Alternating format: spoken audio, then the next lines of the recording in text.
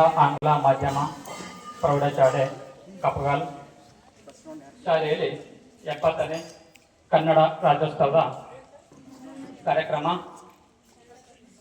ಮುಗಿದಿದೆ. ಈಗ ರಸಪ್ರಶ್ನೆ ಕಾರ್ಯಕ್ರಮಗಳ ಪ್ರಾರಂಭವಾಗ್ತಾ ಇದೆ. ಈ ಕಾರ್ಯಕ್ರಮದಲ್ಲಿ 4 ತಂಡಗಳು ಭಾಗವಹಿಸುತ್ತಾರೆ.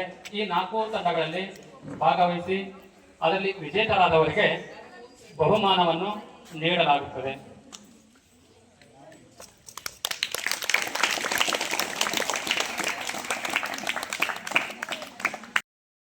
ಕನ್ನಡ ವರ್ಣಮಾಲೆಯಲ್ಲಿನ ಸ್ವರಗಳ ಸಂಖ್ಯೆ ಎಷ್ಟು?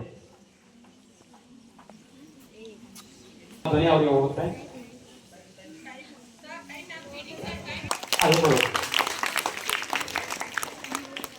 ವರ್ಣಗಳನ್ನು ಉಚ್ಚಾರಣೆಯ ಆಧಾರದ ಮೇಲೆ ಎಷ್ಟು ಭಾಗಗಳಲ್ಲಿ ವಿಂಗಡಿಸಲಾಗಿದೆ? ವರ್ಣಗಳನ್ನು ಉಚ್ಚಾರಣೆಯ ಆಧಾರದ ಮೇಲೆ ಎಷ್ಟು ಭಾಗಗಳನ್ನಾಗಿ ಮಾಡಲಾಗಿದೆ? ತಪ್ಪು ಉತ್ತರ. 4ನೆಯ ತಂಡ ಉಚ್ಚಾರಣೆಯ ಆಧಾರದ ಮೇಲೆ ಎಷ್ಟು ಭಾಗಗಳಲ್ಲಿ ವಿಂಗಡಿಸಲಾಗಿದೆ? ನಾವು ಉಚ್ಚಾರಣೆ ಮಾಡಲಾಗಿದೆ. ತಪ್ಪು ಉತ್ತರ. ಮೊದಲ ತಂಡ ಸಂಬಂಧವನ್ನು ಹೊಂದಿದಾಗ ಮಾತ್ರ ಉಚ್ಚರಿಸಲಾಗುವ ಅಕ್ಷರಗಳು ಯಾವುವು? ಅದಕ್ಕೆ ಉತ್ತರವನ್ನು ಹೇಳುವರು. ಬೇರೊಂದು ಅಕ್ಷರದ ಸಂಬಂಧವನ್ನು ಹೊಂದಿದಾಗ ಮಾತ್ರ ಉಚ್ಚರಿಸುವಂತಹ ಅದಕ್ಕೆ ನೇರವಾದ ಪ್ರಶ್ನೆ. ಬೀಳ್ಕೊಡು ಪದದ ವಿರುದ್ಧಾರ್ಥಕ ಪದ ಇದೆ. ದೇವರಿಂದ.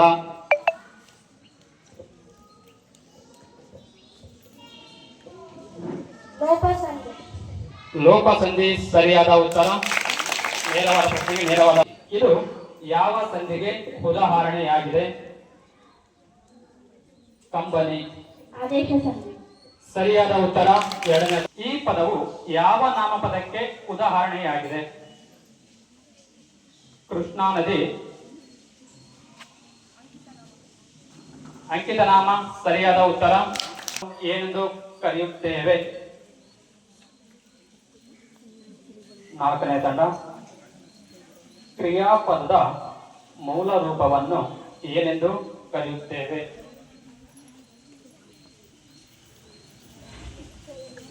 ಕ್ರಿಯಾಪದದ ಮೂಲ ರೂಪ. ಆಲ್ ದ ಬೆಸ್ಟ್ ಹೇಳುತ್ತಾ ನನ್ನ ಪ್ರಥಮ ಪ್ರಶ್ನೆಯನ್ನ, ನಗರ ಸಾಮ್ರಾಜ್ಯ ಯಾವಾಗ ಸ್ಥಾಪಿತವಾಗಿದೆ? ವಿಜಯನಗರ ಸಾಮ್ರಾಜ್ಯ ಯಾವಾಗ ಸ್ಥಾಪಿತವಾಗಿದೆ? ಹೊಯ್ಸಳ ಸಾಮ್ರಾಜ್ಯದ ಸ್ಥಾಪಕ ಯಾರು? ಹೊಯ್ಸಳ ಸಾಮ್ರಾಜ್ಯದ ಸ್ಥಾಪಕ ಯಾರು? ನೂರ್ಪಕಾಮ second round answer. Green group, ಈ ಪ್ರಶ್ನೆ ನಿಮಗೆ.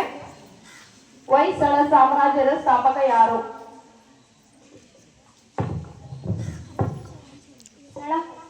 Correct answer. ಸ್ಥಾಪಕ ಯಾರು?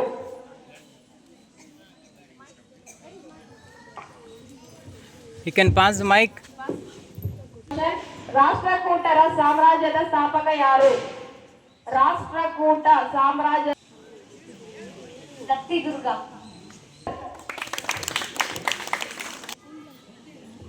ಕದಂಬ ಡೈನಸ್ಟಿ. ಆನೆ.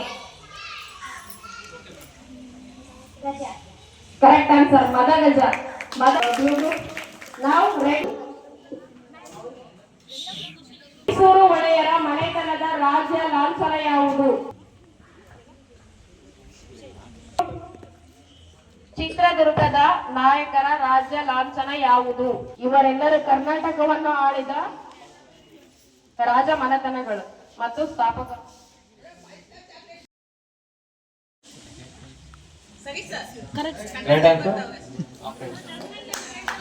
ಕದಂಬ. Right answer. ಕನ್ನಡದ ಮೊದಲ ಮಹಮ್ಮದೀಯ ಕವಿ ಯಾರು? ಶಿಶುನಾಳ ಶರೀಫ್. Right answer.